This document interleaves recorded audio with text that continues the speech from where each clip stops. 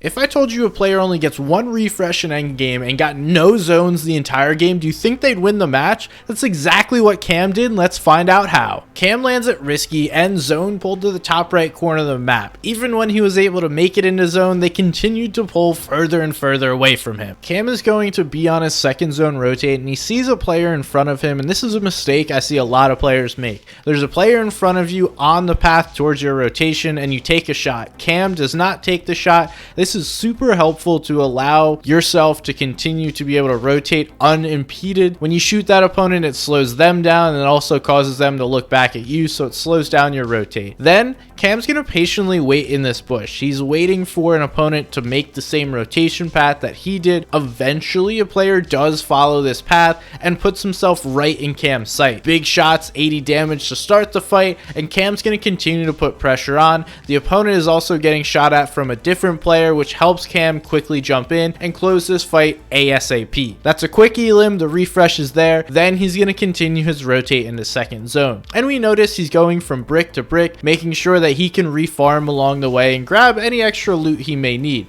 And notice he changes the AUG for the SMG here. This is better for the end game, and once you get into this stage in the game, definitely want the SMG over the AR. Once he gets about to the edge of this zone, we see Cam's going to jump into what was a fight, quickly put on a big piece of damage to hurt the opponent once we get into this engagement, and he's not going to get this elimination, but he is going to be able to get the refresh and all the loot that's just sitting here. Then he builds out big, gives himself a lot of space to play with, gets himself into zone, and then just funnels everything forward, making sure he has everything he needs to play with, and then can decide what he wants to put in his inventory as he needs to continue to rotate. Next, we see Cam's going to use these extra materials to get himself in an elevated position to envision the next rotate. He blocks his back immediately once he starts going and is going to use a grapple to get ahead of all the rotating players. He shows some patience, again waiting for a path to clear before just continuing to zone. He lets a player go in front of him,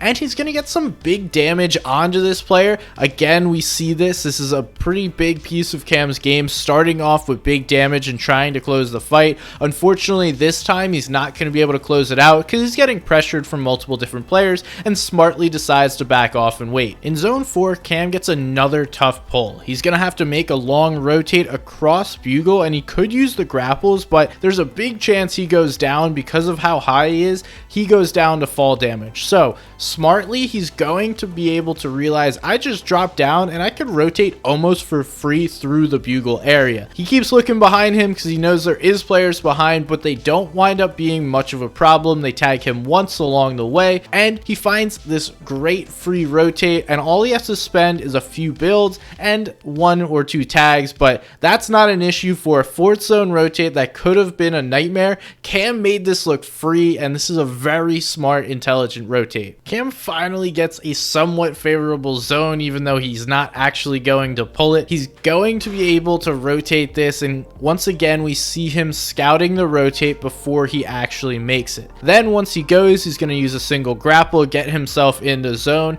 and box up. You may think this is the end of the rotate, but no, Cam understands with the grapple glove you need to play in a free space and a more elevated position. So he's going to wait a moment and then put himself deeper in the zone and elevate so that he can use those grapple gloves in moving zones. So Cam's finally going to pull his zone, and we see him be able to wait and just start looking back at opponents. For once, he's able to hold people trying to make their rotate into zone. This is a great thing to do. I recommend all players do it. I mean, if you watch my TNA Vod review, it's a great example of one of the best players in the world. Pretty consistently does this. We see he's going to wait for zone to pull closer to him. Then he's going to grapple to the front side of zone, put himself pretty much in, but wants to make sure he stays elevated. That's the key to be successful with the grapple. Make sure you're staying elevated and putting yourself in clean layers. Zone 7 pulls, and Cam's gonna pause, letting zone get as far as possible. He wants to maximize the distance that he can get with each and every grapple that he uses. Then once he gets to the front side of zone,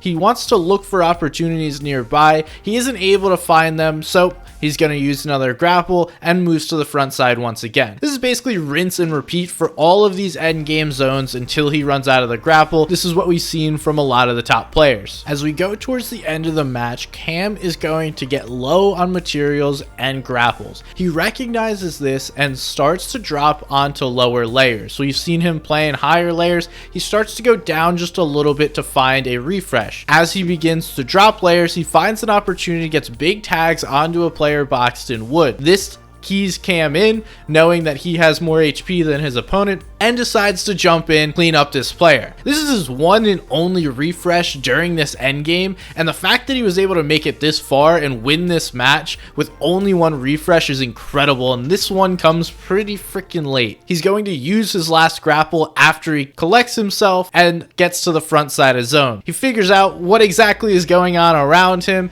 and then makes a play for height. He uses some nice creative ability to get himself the high ground without really taking any damage or having to even fight the player without just placing builds. There was no actual engagement, just some builds back and forth. He has enough mats to chill up on high ground, and he's chilling now. He's in a great spot to win this game and walk this one out. This is where you want to be, and this is a great height take by Cam, recognizing the opportunity to win this match. From here on out, he's going to spray some different players, force them down, cause some chaos down below, and just waiting for this last fight to happen. Once he does see this last fight and hear those shotgun shots down below, that's music to his ears. He's gonna drop down, deal the final blows, and clean up this fight to secure the victory. A wonderful match by Cam.